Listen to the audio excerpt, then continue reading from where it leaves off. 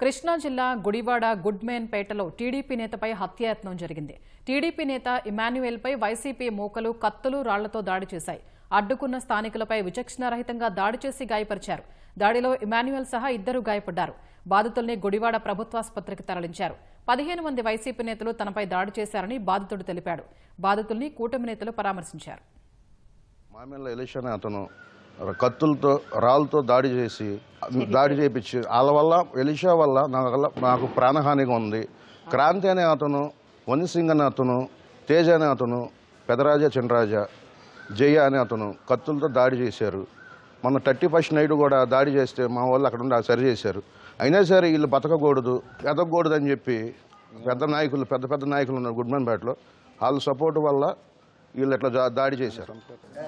YCP వాళ్ళు మా వారి మీద దాడి చేస్తున్నారు. ఇలాగ కూటమి ప్రభుత్వం వచ్చిన తర్వాత మా ఆయనకి మరి ఇన్ఛార్జి పదవి వచ్చింది. మరి వైసీపీ వాళ్ళు మరి మా కుటుంబం మీద మా వాళ్ళ మీద దాడి చేసి కత్తితో ఎట్టబడి తట్ట కోసేసారు.